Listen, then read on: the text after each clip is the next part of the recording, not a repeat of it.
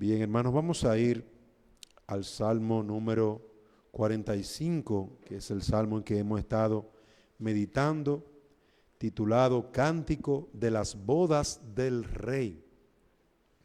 Y hemos estado viendo los primeros versículos de este Salmo 45, cómo se habla de la hermosura del Rey, de la grandeza del Rey. Y vimos la semana pasada la majestad del Rey. Veíamos cómo el Rey cabalga con triunfo por la causa de la verdad. Y hoy vamos a estar viendo el trono de nuestro Rey. Versículo 6, Salmo 45, versículo 6. Tu trono, oh Dios, es eterno y para siempre. Cetro de equidad es el cetro de tu reino. Has amado la justicia y has amado la justicia y aborrecido la iniquidad. Por tanto, Dios, tu Dios, te ha ungido con óleo de alegría más que a tus compañeros. Todas tus vestiduras están perfumadas con mirra, áloe y casia. Desde palacios de marfil te han alegrado con instrumentos de cuerda. Amén.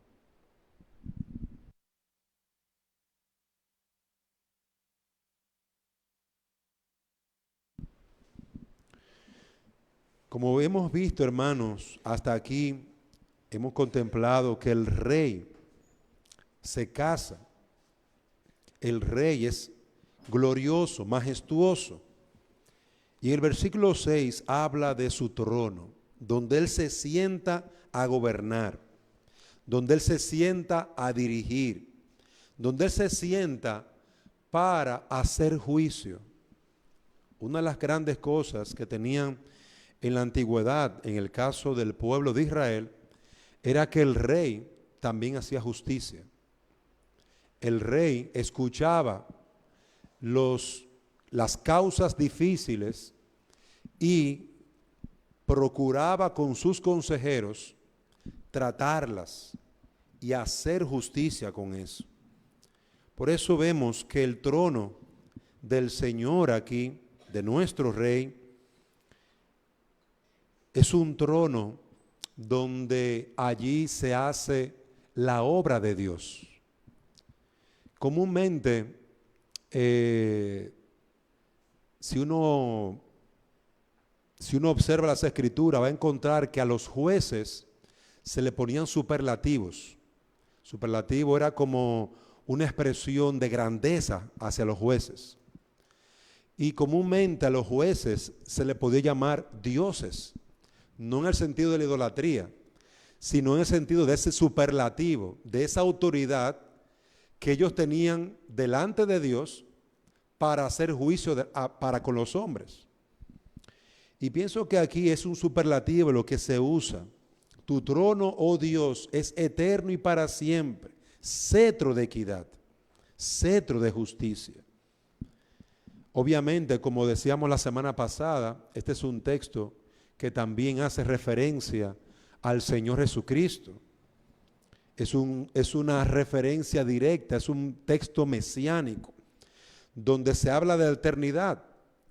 ¿Qué trono en cualquier reino del mundo es eterno? Realmente no hay ningún trono que sea eterno, ningún rey que sea eterno, solamente uno, el Señor Jesucristo. Él es el Rey de Reyes, Señor de Señores, y Él gobierna sobre todo. Su trono o las características de su trono cumplen las palabras dadas por Dios al rey David, donde se le había prometido un rey, un descendiente de él, que su trono sería eterno. No se refería a Salomón, porque Salomón murió y ahí terminó su trono. No se referían a esos reyes que vendrían después de Salomón. Se refería al Señor Jesucristo, al Hijo de David, como también se le llamó en el Nuevo Testamento. Hijo de David, ten misericordia de mí.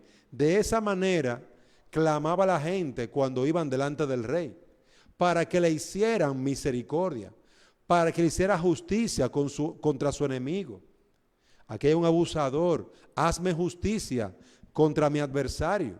Así clamaba la gente cuando iba delante de los tronos de los reyes, porque era un lugar de justicia, de equidad, de hacer juicio. Entonces el trono del Señor, si lo vemos desde el punto de vista mesiánico, ciertamente aquí se cumple que es eterno. El trono del Señor Jesucristo es eterno y para siempre. Es un cetro de justicia y de equidad, donde se cumple a cabalidad toda justicia, donde todos los hombres son aceptados y recibidos y tratados de forma equitativa o igual. Todos reciben el mismo trato, no importa que sea pobre o rico. Aquí no hay dinero debajo de la mesa, soborno, a eso me refiero. Aquí no hay soborno. El rey no acepta soborno. Él juzga con justicia. Y no importa si tú eres anciano o joven, Él juzga con justicia. Por eso dice el versículo 7, has amado la justicia. El Rey eterno, el Señor Jesucristo, ha amado la justicia y aborrecido toda obra de maldad, toda obra de iniquidad, todo pecado. Y aquí lo interesante, el Rey ha sido colocado por Dios y Él reconoce a Dios como su Dios. Y es interesante ver aquí esto, porque en el plano mesiánico, en el plano en que el Señor Jesucristo vino aquí como Mesías, como el Salvador, Él está bajo la autoridad del Padre. Y en esto lo podemos ver en la economía, en el trabajo que vino Cristo a realizar. Él fue enviado por el Padre y Él vino para ser mediador entre Dios y el hombre. Jesucristo. Jesucristo vino a ser mediador. Por lo tanto, se le puede decir a Él que Él es el ungido del Señor. El ungido era aquel que se le entregaba un trabajo o una misión o una obra por hacer. Y cuando Dios ungía a alguien, enviaba un profeta con aceite, que representaba al Espíritu Santo, ese aceite, y ungía a esa persona con aceite en la cabeza. Y le daba la orden, Dios te ha llamado a ti para ser sacerdote, en el caso de Aarón. Salmo 137, Aarón fue ungido con aceite. Pero también se ungían a los reyes. Pero también se ungían a los profetas llamados por el Señor. El punto de ungir era un llamado de Dios. Es que Dios apartaba a esa persona para algo, para una obra especial. El Señor Jesucristo fue apartado por el Padre para una obra especial. Ser el Mesías. Ser el mediador entre Dios y los hombres. Ser el ungido de Dios. Entonces, ciertamente, como el Mesías y como el ungido de Dios, Jesucristo honraba a su Dios. Por tanto, Dios, tu Dios, hablando de aquel que lo había ungido, dice, versículo 7, te ha ungido con óleo, el óleo, el aceite, con óleo de alegría, más que a tus compañeros. De todos sus compañeros, Cristo fue elegido, el Hijo de Dios fue elegido y ungido con aceite para la obra. Se le dio vestiduras, es decir, que este ungido, Dios le echó aceite, Jesucristo fue elegido por Dios para ser enviado aquí, morir por nuestros pecados, fue ungido con aceite, pero también se le dio una vestidura, versículo 8, perfumada con mirra, con aloe y acacia. Eso era un perfume excelente. Y no estoy ahora muy seguro, pero había una combinación de sustancias, de perfumes que se utilizaban, que solamente se podían mezclar para la adoración a Dios. Y no estoy seguro, pues no lo voy a afirmar ahora, pero lo voy a buscar para darle esa mezcla, que eso se encuentra en el Antiguo Testamento. Nadie podía hacer esa mezcla en el pueblo de Israel, porque era una mezcla solamente para la adoración en el templo. No se podía, estaba prohibido por la palabra. Pero aquí vemos una mezcla de mirra, una cantidad de mirra, una cantidad de aloe, de acacia. ¿Para qué? Para la vestimenta, para perfumar al ungido del Señor. Recordemos que el ungido del Señor, Jesucristo, es Dios. Y Él podía recibir esa unción especial que se utilizaba en el templo, si fuera esa misma mezcla.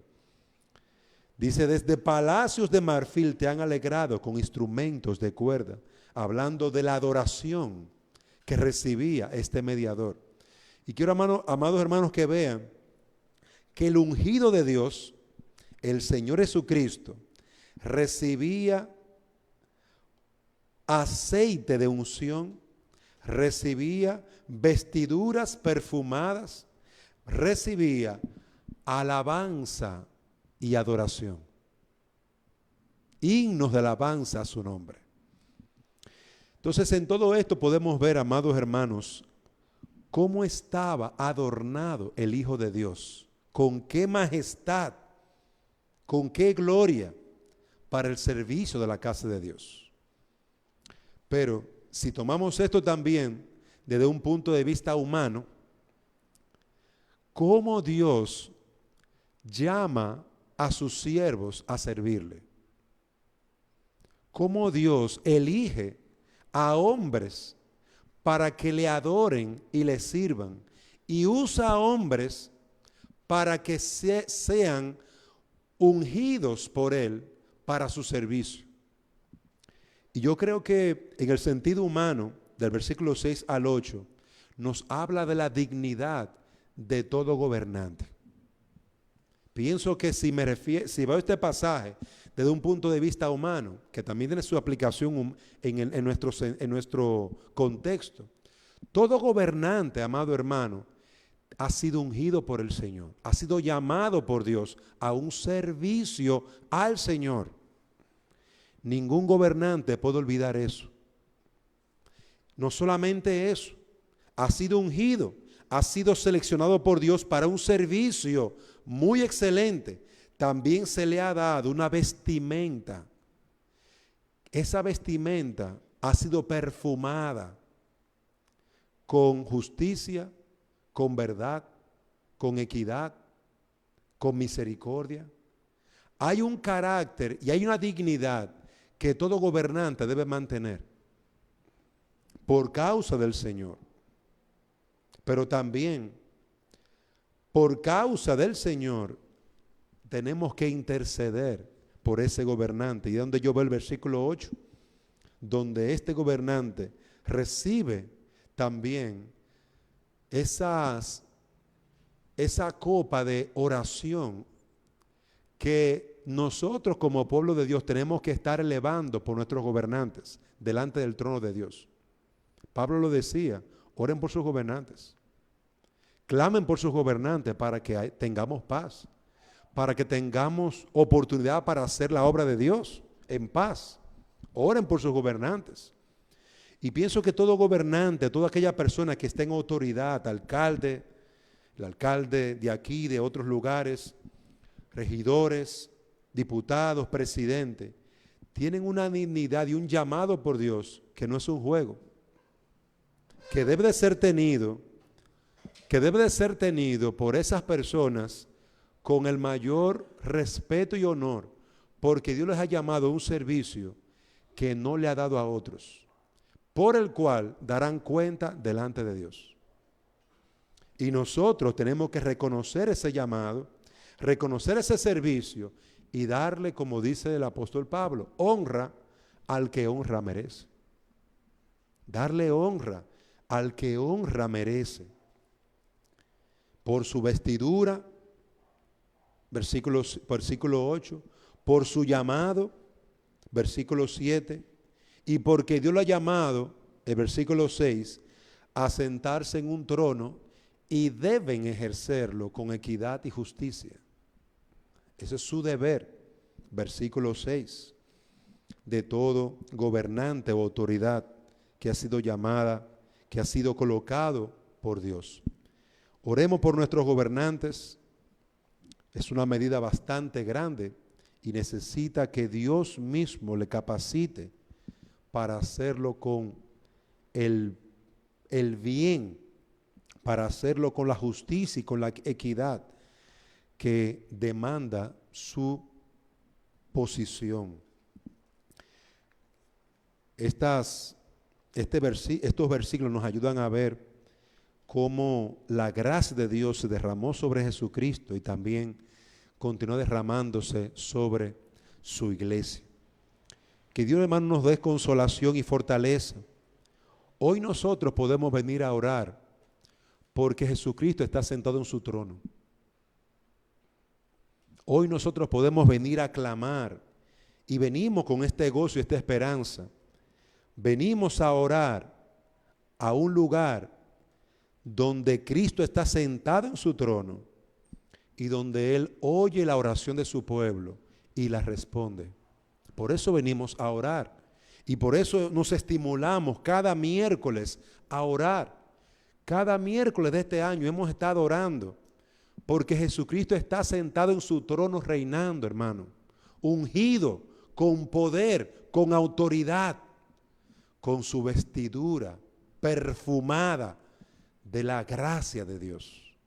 Por eso que venimos a orar.